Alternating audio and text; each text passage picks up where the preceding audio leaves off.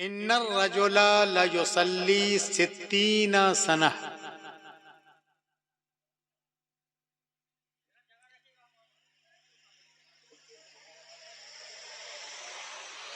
इससे पहले कि आप लोग हमसे सवाल करें, मुनासिब मैं समझता हूं कि कुछ सवालात मैं आप लोगों से कर लूं। हाँ?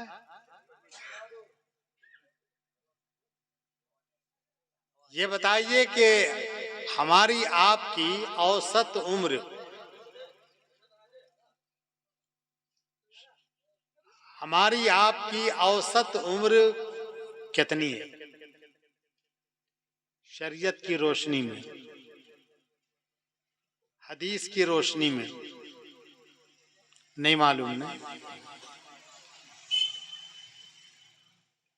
हदीस पाक में आका इरशाद फरमाते हैं कि आमारो उम्मती मा बैन सित्तीन इला सबईन, मेरी उम्मत की औसत उम्र 60 से 70 के बीच है।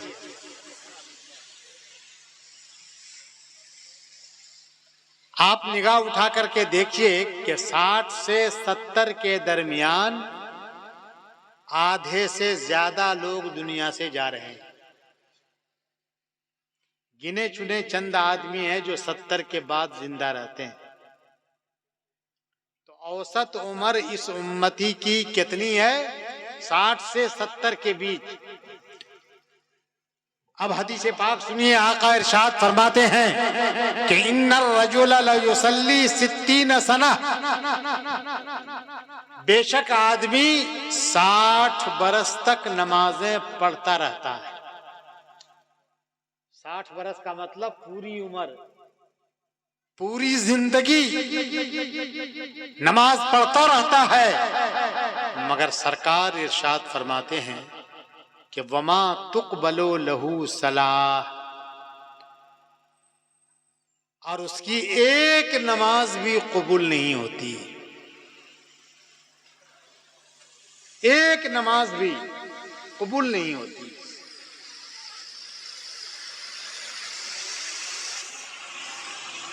क्यों? इसलिए कि आप उलमा के पास आकर के, अपने इमाम के पास आकर के नमाज पढ़ने का तौर तरीका और ढंग नहीं सीखा।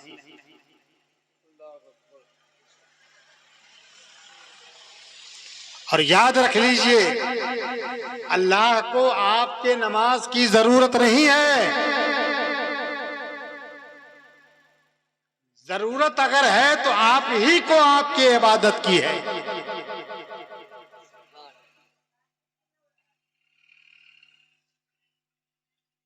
यहां से एगरा कितने किलोमीटर है? 13 किलोमीटर। और जालेसर 50 किलोमीटर है।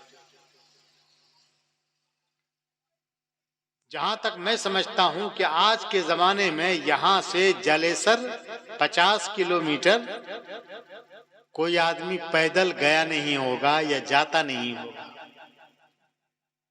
गया है कोई? नजर में नहीं है। 50 किलोमीटर। मौत सबको आनी है। आपको मौत आई, कब्रिस्तान में दफन हुए, अपने मोहल्ले के कब्रिस्तान में। जब सूरे इसराफील फूंका जाएगा और आप लोग कब्र से बाहर आएंगे, तो कब्र से बाहर आकर के अपने घर आएंगे। बोलिए, कब्रिस्तान से निकल करके आप कहां जाएंगे? अपने घर। कहां जाएंगे? मैदान माशर। मैदान माशर कहां होगा? मुल्के शाम में, फलस्तीन में।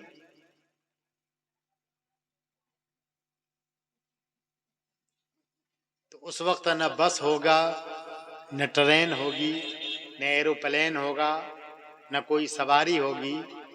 कब्र से निकल करके बाहर मैदान महशर में जाना है, सबको जाना है। कैसे जाओ? हदीस में आता है कि आपने नेक अमल किया होगा, अच्छा अमल किया होगा, अच्छी नमाज पढ़ी होगी, सही नमाज पढ़ी होगी, तो आपके इसी अमल की सवारी आपके कब्र के पास खड़ी होगी। नाराए तकबीर, अल्लाह नाराए रिसालत, या रसूल अल्लाह, मसलके आला हजरत जिंदाबाद, फैजान हुजूर मुजाहिद मिल्लत जिंदाबाद, नाराए तकबीर, अल्लाह नाराए रिसालत, या रसूल अल्लाह। इसी अमल की सवारी आपके कब्र के पास खड़ी होगी। आप कब्र से बाहर आएंगे, सवारी कहेगा कि कब्र में लेटने वाले तू मेरे ऊपर सवार हो जा, मैं तुझे मैदान महशर ले जाऊंगा। ये कब होगा? जब आपकी नमाज दुरुस्त होगी तब, जब आपकी नमाज सही होगी तब। मेरे आका ने फरमाया, इन्ना रजुल ला युसल्ली 60 सना, आदमी 60 बरस तक यानी पूरी जिंदगी नमाज पढ़ता रहता है, मगर उसकी एक नमाज भी कबूल नहीं होती। क्यों? इसलिए कि अगर रुकू सही ढंग से कर लिया तो सजदा सही ढंग से नहीं हुआ, अगर सजदा सही ढंग से हो गया तो रुकू सही तौर पर नहीं हुआ, नमाज के और अरकान सही ढंग से अदा नहीं हुए, वो नमाज नहीं। चाहे ढांचा नमाज का बन गया हो, शक्ल सूरत नमाज जैसी हो गई हो, मगर उस नमाज को अल्लाह ताला कबूल नहीं करता। मैं आपको ज़हन देना चाहता हूं कि आपके कारोबार के लिए, दीगर मामलात के लिए 24 घंटे अल्लाह ने दिए, कम से कम आधा घंटा, 1 घंटा उसमें से काट करके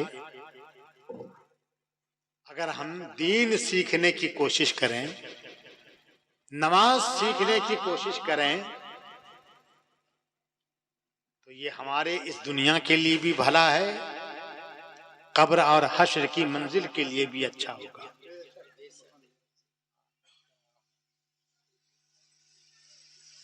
और मैं गारंटी के साथ कहता हूं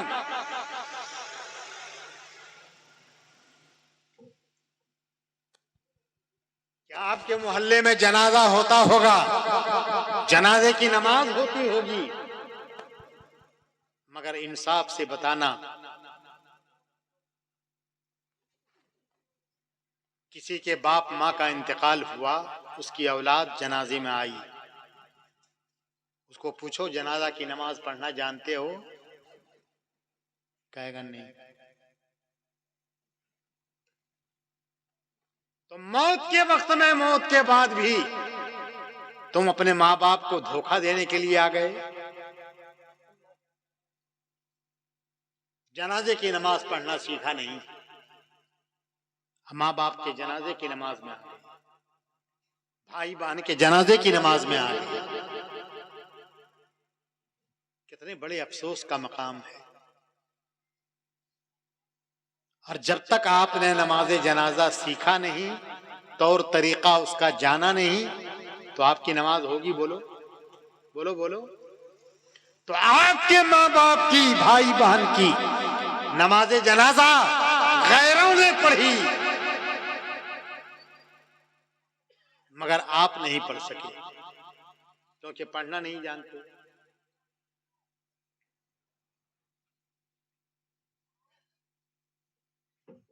अभी भी वक्त है, 2, 4, 5 दिन के अंदर सीख लोगे नमाज जनाजा पढ़ने का तौर तरीका।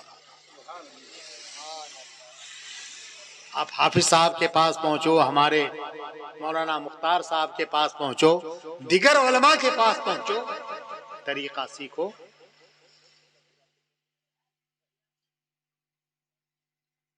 ये सोचो कि फॉल्ट और कमी कहां है। और मैं बड़ी जिम्मेदारी के साथ कहता हूं,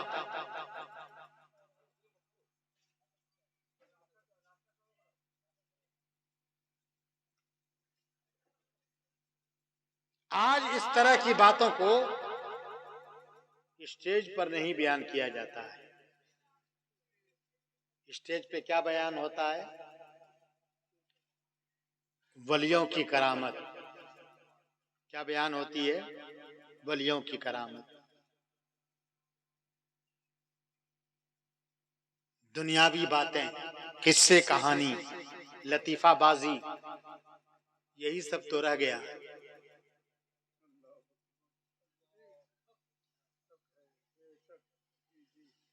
अरे वलियों से फैज आपको उसी वक्त मिलेगा जब अपने आप को फैज के काबिल बनाओगे। और फैज के काबिल कैसे बनोगे? अल्लाह ने जो जिम्मेदारी आपके ऊपर डाली है फराइज और वाजिबात की, आप उस जिम्मेदारी को पहले अदा करने की सोचो।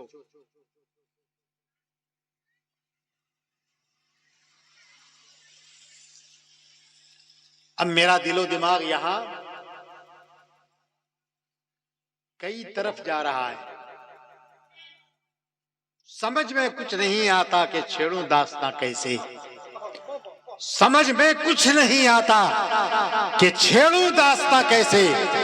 हंसाऊं तो बगावत है, रुलाऊं तो बगावत है।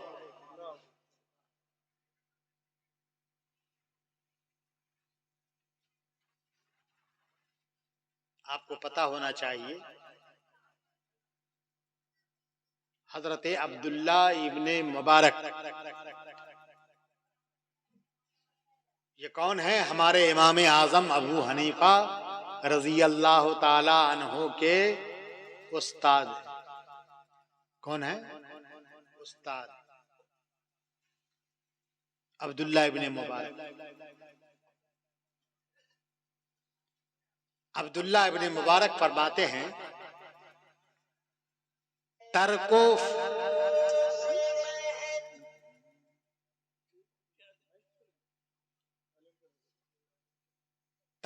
फलसिम मिन हराम अफजलु मिन मिआते अल्फे दिरहमिन ततसद्दक़ु बिहा अन्हु।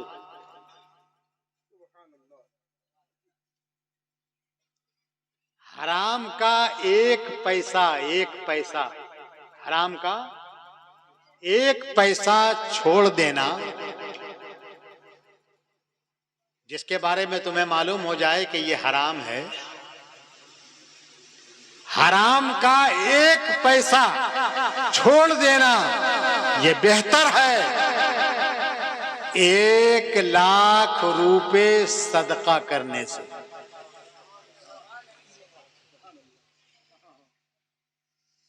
क्या मतलब? 1,00,000 रुपए सदका करके जितना अजरो सवाब तुम पा सकते हो, उससे कहीं ज्यादा अजरो सवाब किसमें है? हराम का एक पैसा छोड़ देने।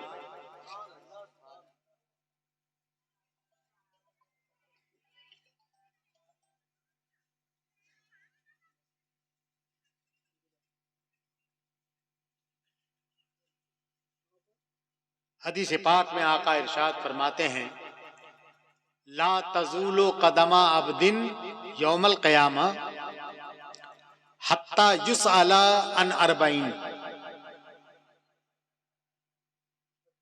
कल क़यामत के दिन टस से मस नहीं होगा,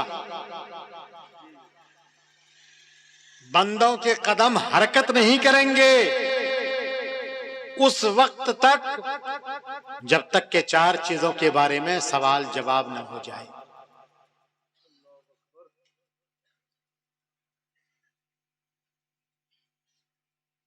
बंदा रब की बारगाह में खड़ा होगा, 4 सवालात बंदों से होंगे। पहला सवाल,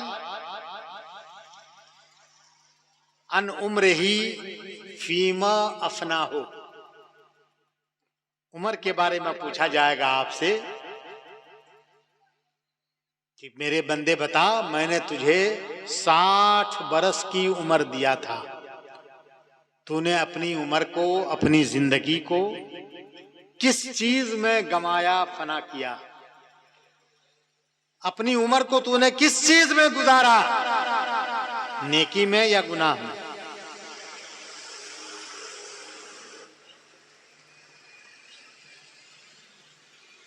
क्या जवाब दीजिएगा? बोलिए, क्या जवाब दीजिएगा? दूसरा सवाल होगा, वान जसद ही फीमा अबला हो।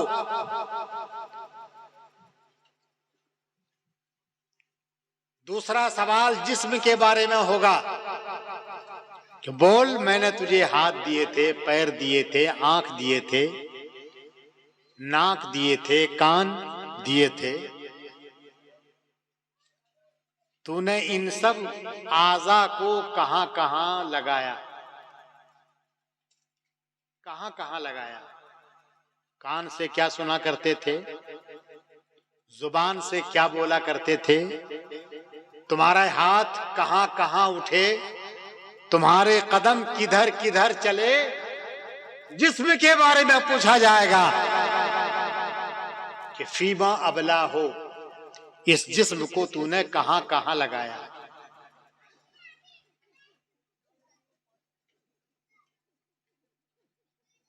तीसरा सवाल, जो साहिबे इल्म होगा, थोड़ा बहुत नॉलेज और जानकारी जिसके पास होगी, उस आदमी से अल्लाह ताला उसके इल्म के बारे में पूछा जाएगा कि तूने अपने इल्म के मुताबिक कितना अमल किया?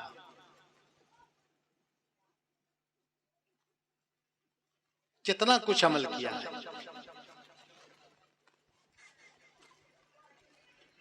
और आखिरी और चौथा सवाल होगा वो अन माले ही, माल के बारे में, रुपया पैसा के बारे में, दौलत के बारे में सवाल होगा। क्या सवाल होगा? दो सवाल होगा। पहला सवाल तो ये होगा कि दुनिया में जो कुछ माल तेरे हाथ में आया था, मिन ऐना इक्तसबहु, माल कहां से हासिल किया, किस जगह से तुम्हारे हाथ में आया? और जब इस सवाल का जवाब दे दोगे तब दूसरा सवाल होगा कि वफीमा अनफकहु, अब इस माल को तुमने कहां कहां खर्च किया है? कहां कहां खर्च किया है?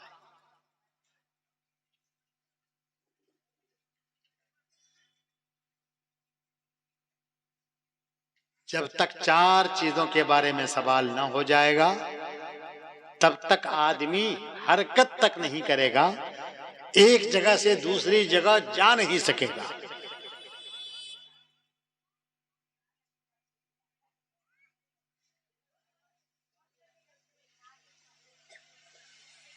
मेरे इस्लामी भाइयों और बुजुर्गों,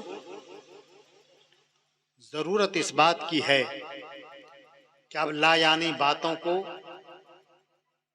लात मारिए, छोड़िए। अब अपने दामन को देखिए, अपनी उम्र को देखिए, अपनी कब्र को संवारिए।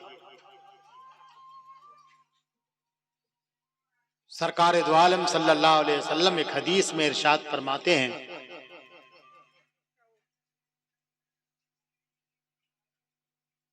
कि यमूतुल मरउ अला मा आशा अलैह, आदमी उसी हालत पे मरता है जिस हालत पर जिंदगी गुजारता है। अगर आपकी जिंदगी गुनाहों में गुजरी तो आका ने फरमाया है कि मौत भी गुनाह की हालत में आएगी। और अगर आपकी जिंदगी ताअत व इबादत में गुजरी है तो रब का करम होगा और मौत के वक्त भी आपकी जुबान के ऊपर कलमा जारी होगा। सुभान अल्लाह।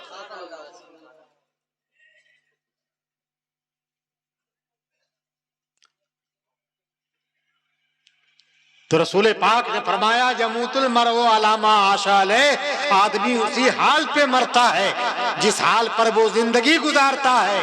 और दूसरी हदीस में आता है युबासो कुल्लु अब्दिन अलामा माता अलै, हर बंदे को कब्र से उसी हाल पे उठाया जाएगा जिस हाल पे उसकी मौत हुई।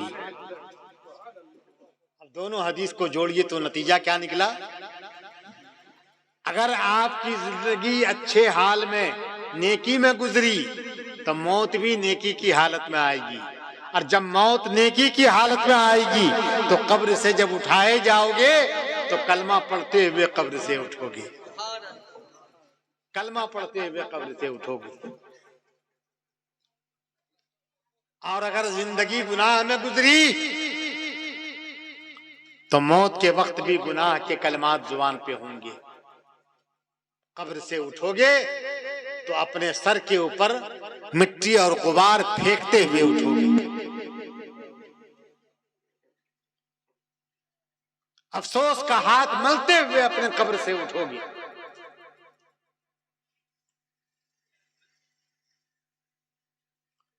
इसलिए मेरी आपसे गुजारिश है कि आज की जो मजलिस सवालों जवाब की कायम हुई है, आपको इख्तियार है जैसा कि हाफिज साहब ने फरमाया कि आप कमेटी के सरबर आवृद्धा रुकन मौलाना मुख्तार साहब हैं, उनके पास अपने सवाल पेश कीजिए और इनके वास्ते से वो सवाल मेरे पास आएगा। अल्हम्दुलिल्लाह, मैं अपनी तारीफ न करता हूं न करने का ख्वाहिशमंद हूं, मगर सीना में इतना दम रखता हूं कि जो सवाल पूछोगे अल्लाह के करम से आपके सवालों का जवाब मैं दूंगा। सुभान अल्लाह, सुभान अल्लाह।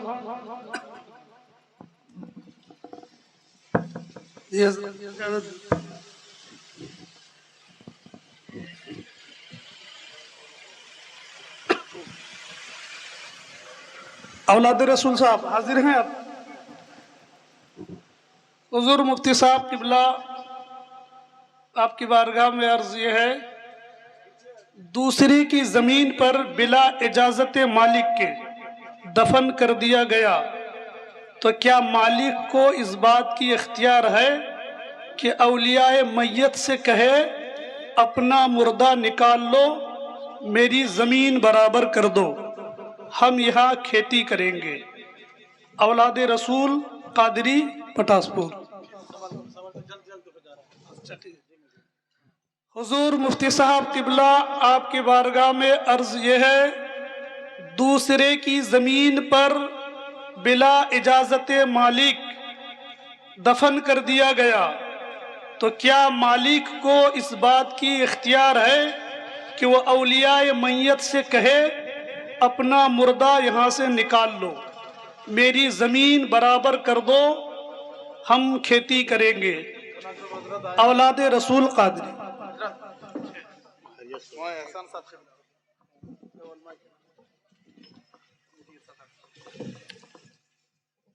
हाफिज साहब का सवाल आपने सुन लिया? अरे बोलो ना, सवाल समझ गए? सवाल का जवाब सुनो।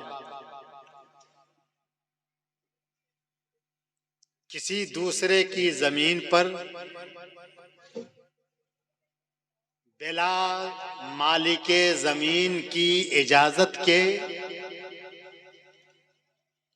कब्र बना करके, कब्र खोद करके अपना मुर्दा दफन कर देना शरीयते इस्लामिया के नजदीक नाजायज और हराम है। और मालिके जमीन को यह हक है कि वो औलियाए मैयत से कहे कि अपने मुर्दे निकाल लो, मैं जमीन बराबर करके उस पे हल चलाऊंगा। सुभान अल्लाह। उसको इजाजत है, हक है, वो ऐसा कह सकता है।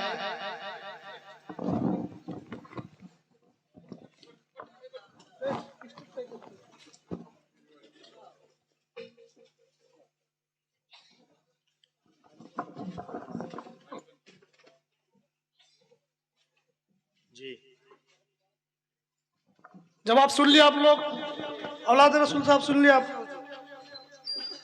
शेख अजीजुल इस्लाम पटासपुर, आप हाजिर हैं? अजीजुल भाई, आपका सवाल था, मीर को सैयद कहना कैसा है, अल्लामा का मतलब क्या है, गैर शरई मज़ार बनाया गया तो क्या उसको रख सकते हैं या तोड़ना जरूरी है? हुजूर, ये आपके बारगाह में।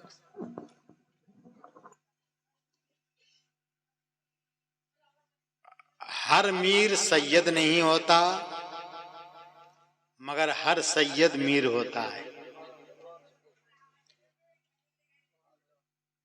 तो हर मीर को सैयद तो नहीं कह सकते हैं। बाज मीर ऐसे भी हैं जिनका नसब रसूलुल्लाह से नहीं मिलता, यानी वो सैयद नहीं होता।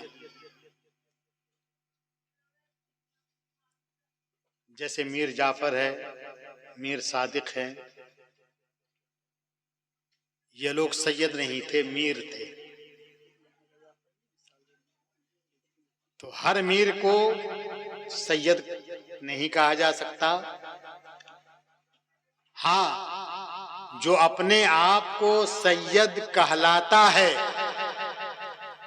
हमें आपको शरीयत का हुक्म है कि हम उसके नसब में खोद कुरेद न करें।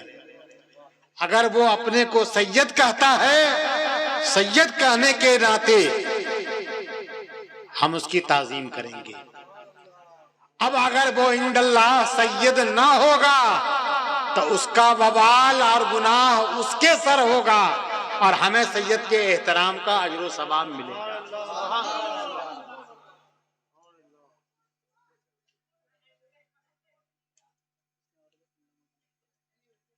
अल्लामा, याद रखिएगा एक बात, हजरत अबू बकर रज़ी अल्लाह ताला अन्हु एक हदीस में इरशाद फरमाते हैं, इय्याकुम वल किज़्ब, झूठ से बचो, फ़इन्नल किज़्ब मुजानिबुन लिल ईमान, इसलिए कि झूठ इतना बड़ा गुनाह है, इतना बड़ा गुनाह है कि वो ईमान को अलग कर देने वाला है।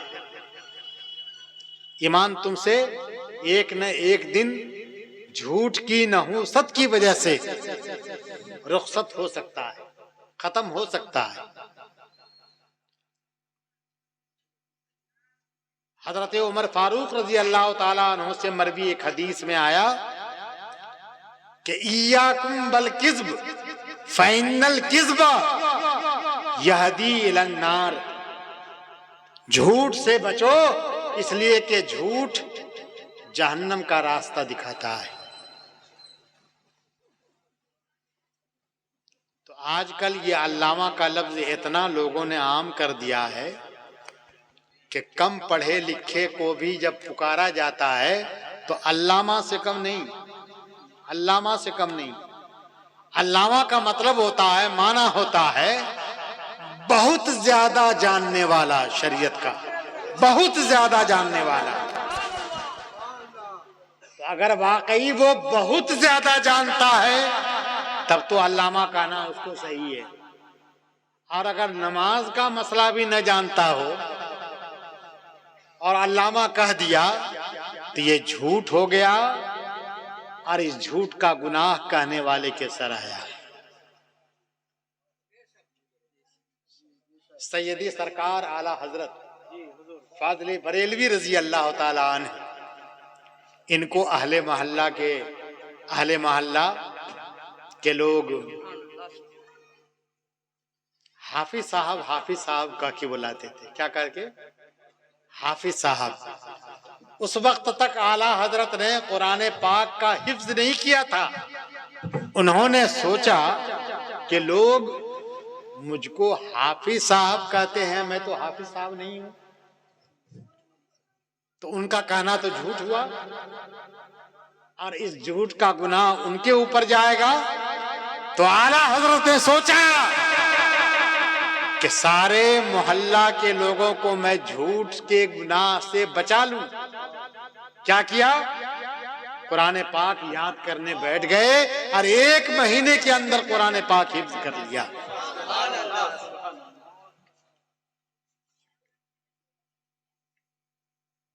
अब लोगों का हाफिज साहब कहना सही हो गया, दुरुस्त हो गया, है ना। अब मैं झूठ की चलती फिरती एक मिसाल दे दूं, है ना, चलती फिरती मिसाल। हर घर में बच्चा होता है, बच्चा रोता है, जिद करता है।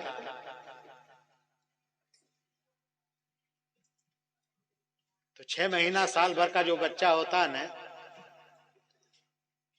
उसको आप लोग घर के गार्जियन, कभी बच्चा बहुत जिद करता है, रोता है, तो कभी कभी कहते हैं ना, और अक्सर कहते हैं कि चुप हो जाओ नहीं तो अभी पुलिस आई है पकड़ के ले जाएगी, चुप हो जाओ नहीं तो अभी कुत्ता आया है काट खा जाएगा। अरे इस तरह की बातें बोलते हैं कि नहीं बोलते? बोलते हैं ना। ये भी झूठ हो। न आहर बाहर कोई पुलिस आई है, न घर के पास कोई कुत्ता है, मगर बच्चे को खामोश करने के लिए आपने क्या कहा? कुत्ता आ गया काट खाएगा। झूठ हो गया। हालांकि हंसी मजाक में इस तरह हमारी आपकी जुबानों से अल्फाज निकल जाते हैं, मगर सोच करके बोला कीजिए, पहले परख करके बोला कीजिए कि जो मैं बोलने जा रहा हूं वो सही है कि झूठ है, सच है या बातिल है। तो अल्लामा उसी को कहिए जो शरीयत का बहुत बड़ा आलिम हो, बहुत ज्यादा जानकार हो, और बहुत ज्यादा जानकार न हो और अल्लामा कह के बुला ले तो इसका वबाल और गुनाह कहने वाले के सर के ऊपर रहेगा। गुजी एक बात और भी, इधर थोड़ा आगे बढ़ जाइए। गुजी दर्रा में एक मौलाना फरीद साहब हैं, मौलाना फरीद साहब गुजी दर्रा में, हजरत गुजी दर्रा। वो बहुत अच्छी पहले इनाउंसरी करते थे, नकाबत करते थे, है ना। एक मर्तबा नकाबत के लिए मैंने खुद उनको दावत दिया, तो उन्होंने कहा कि हजरत अब मैंने नकाबत करना छोड़ दिया है। कहा क्यों छोड़ दिया? कहा हजरत उसमें बहुत झूठ बोलना पड़ता है, बहुत झूठ बोलना पड़ता है। किसी शायर को, किसी आलिम को जब तक के बड़े बड़े अलकाब से न पुकारा जाए तब तक उनका मुंह सीधा नहीं होता है। तो मैंने सोचा, मेरा ज़मीर जागा और मैंने नकाबत ही छोड़ दिया। और एक तीसरा लफ्ज था अल्लामा के बाद, गैर शरई मज़ार बना लिया का मतलब आप सवाल की वजाहत कीजिए। वजाहत वही है कि जो उसके वली नहीं, आलिम नहीं, मुफ्ती नहीं, पीर नहीं, बना लिया।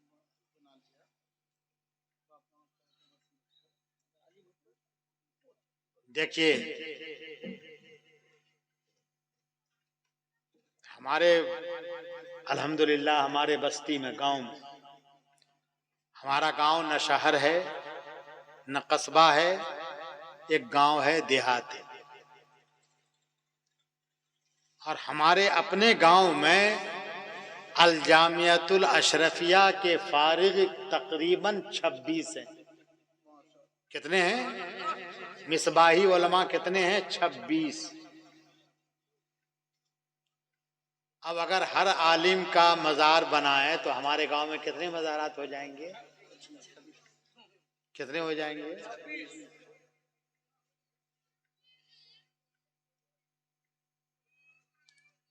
तो उसी आलिम का मज़ार बनाया जाएगा जो आलिम दीन होगा और फासिक ना होगा, फासिक ना होगा, गुनहगार ना होगा। नमाज का मुकम्मल पाबंद होगा, रोजे का मुकम्मल पाबंद होगा, गुनाहों से दूर रहता होगा। बलफ्ज़े दिगर जो मुत्तकी और परहेजगार होगा, सही माने में आलिम वही है, वरना सर्टिफिकेट वाला तो आलिम बहुत मिलेगा।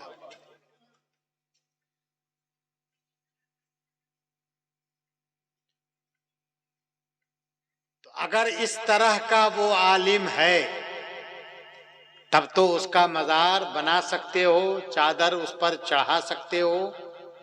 और अगर ऐसा आलिम नहीं है, वो आलिम भी था और गुनाहगार भी था, आलिम भी था और फासिक भी था, तो फिर ऐसे आलिम का न मज़ार बनाया जाएगा न उसके कब्र के ऊपर चादर चढ़ाई जाएगी।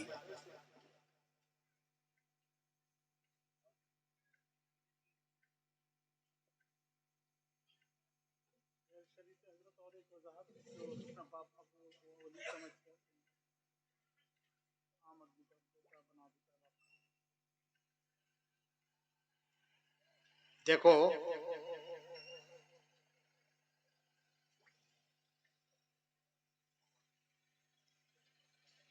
मज़ार बना देने से उनका दर्जा ऊंचा नहीं हो जाएगा, समझा? हाँ, ये सब खाने पीने का धंधा है, समझा नहीं? हाँ, कमाई का धंधा है ये सब। मैंने कहा ना कि अगर वाकई वो मुत्तकी परहेजगार आलिम था तब तो उसके घर वालों का मज़ार बनाना, चादर चढ़ाना उस पर सही है। और अगर ऐसा नहीं था तो उसका बवाल घर वालों के ऊपर है, घर वालों के ऊपर है।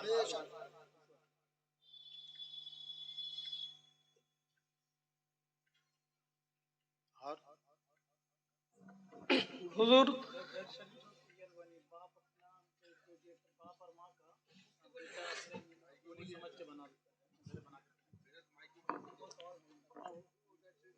सुनिए, असल में आपका सवाल बहुत मुजमल रहता है, बहुत छुपा हुआ और ढका हुआ रहता है। आप खोल के सवाल कीजिए, समझे नहीं? तो मैं खोल करके आपको जवाब दूंगा।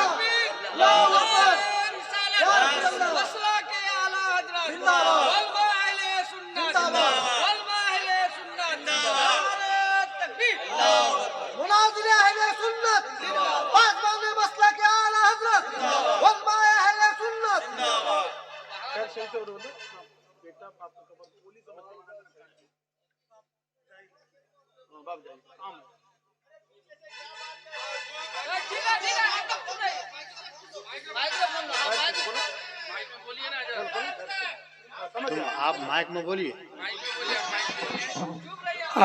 हुजूर, गैर शरी से मुराद बाप जो है, बेटा अपने बाप का मज़ार बनाया, बाप उस लायक नहीं है, बाप आम इंसान है, लेकिन बेटा ने जो है मज़ार बना दिया। बेटा ने अगर अपने बाप का मज़ार बना दिया और बाप उसका आम आदमी था, तो शरीयत का हुक्म यह है कि वो मज़ार नहीं होगा, उस मज़ार पर चादर चढ़ाना गलत होगा। और मज़ार बनाया है तो मज़ार की जो बाहर की इमारत है उसको हटा दिया जाए, कब्र के ढांचे को रहने दिया जाए, कब्र को तोड़ा न जाए। बाकी इधर उधर जो कुछ दीवार उठी है मज़ार के शक्ल और सूरत पर, उसको हटा दिया जाए, उसको वहां से ख़त्म कर दिया जाए। आम आदमी की कब्र को मज़ार बनाने का शरीयत ने हुक्म ही नहीं दिया है। तो ये ऐसे ही हो गया कि जैसे कोई अल्लामा नहीं है और उसे आपने अल्लामा कह दिया। बाप वली नहीं है और बेटा ने वली समझ करके मज़ार बना दिया। तो ये बेटा का गलत कदम उठा और बेटे को चाहिए कि उस मज़ार को, मज़ार का मतलब कब्र नहीं, कब्र को ढाया नहीं जाएगा, बल्कि कब्र के अगल बगल जो मजार के शक्ल की इमारत है उसको हटा दिया जाएगा।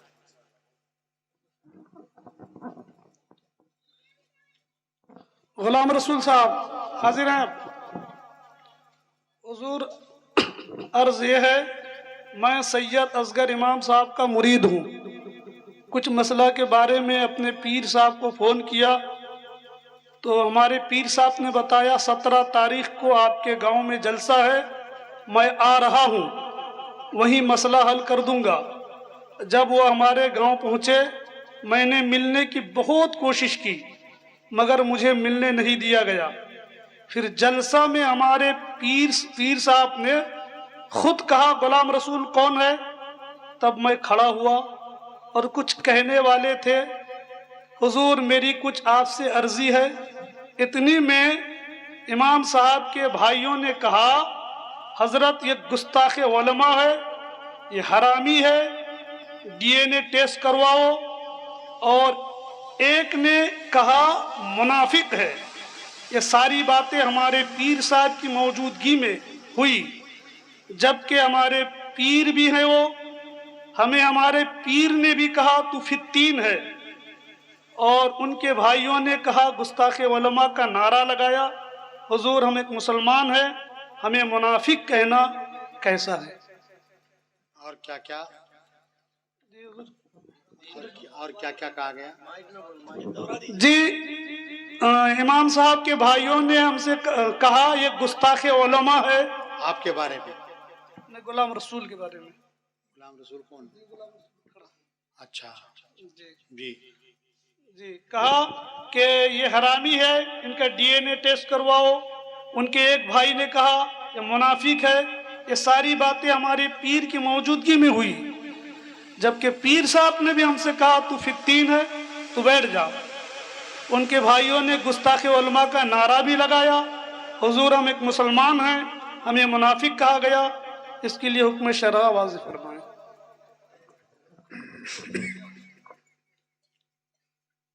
कुरान पाक के रोशनी में, कुरान पाक की आयतों की रोशनी में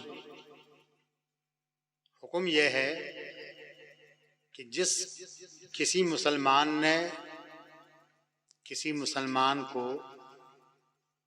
हरामी कह दिया, क्या कह दिया? हरामी कहा है, हरामी कह दिया, तो शरीयत कहती है कि उसके हरामी होने का सबूत पेश करो। अगर शरई सबूत वो पेश कर दिया